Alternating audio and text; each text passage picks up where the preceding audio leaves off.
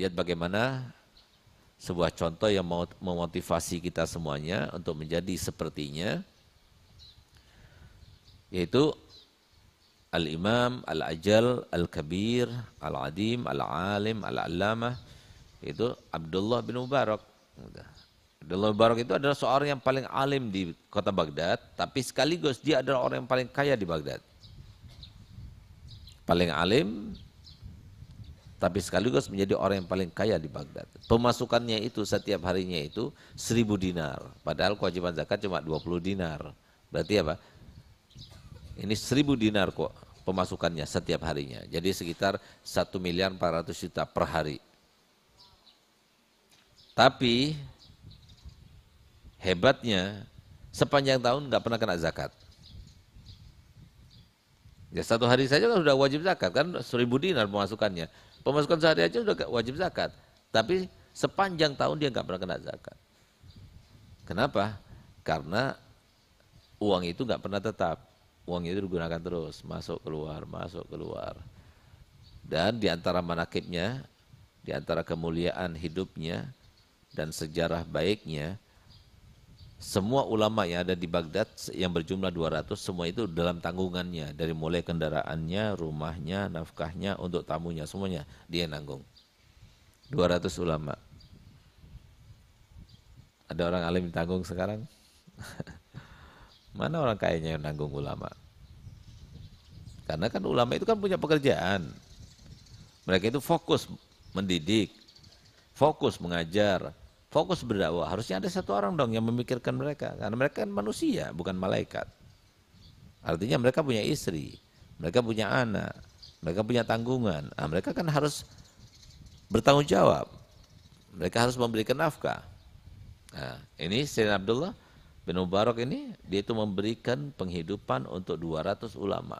Dari mulai tempat tinggalnya, kendaraannya, sampai apa yang dimakannya, bahkan untuk jamuan bagi yang datang kepadanya pun disiapkan.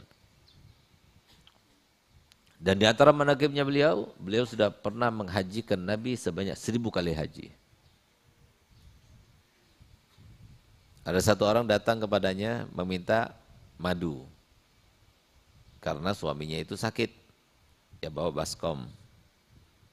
Tapi begitu dia datang membawa baskom, minta madu, maka dikasih langsung satu tempat yang besar itu, madu. Hanya tegur sama temannya, dia kan minta satu baskom, kasih aja satu baskom. Apa katanya Syekh Abdullah Mubarak? Dia itu minta dengan kadar yang dibutuhkannya. Dan aku memberikan dengan kadar yang aku punya. Jadi kalau dia minta segitu itu dianggap banyak. Tapi kalau aku memberikan yang sedikit, yang apa aku berikan padanya itu sedikit kok dibandingkan dengan aku punya. Itu Sayyidina Abdullah Mubarak. Dan suatu waktu karena beliau itu 1 tahun haji, 1 tahun jihad fisabilillah untuk membuka negara-negara Islam yang baru. Subhanallah, ketika dia itu haji dan dia itu menyewa beberapa puluh orang untuk menghajikan Nabi SAW.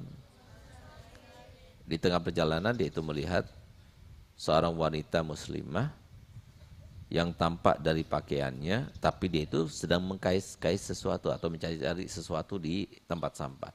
Begitu diperhatikan, ternyata dia sedang memotong-motongi daging yang sudah mati yang ada di sampah. Boleh nggak? Nggak boleh. Sebagai ulama dia wajib menegur. Sehingga didatangi perempuan itu. Wahai perempuan, bukankah kau muslimah? Kau lihat saya muslim. Kenapa aku lihat kau mengambil daging ini? Ini kan bangkai, nggak boleh makan bangkai, haram hukumnya. Maka kata perempuan tersebut, bagi engkau haram, tapi bagiku halal. Kenapa demikian? Karena aku adalah seorang janda, bahkan aku seorang syarifah. Aku ditinggal suamiku dengan beberapa putri yang kami sekarang ini 3 hari 3 malam belum makan sama sekali.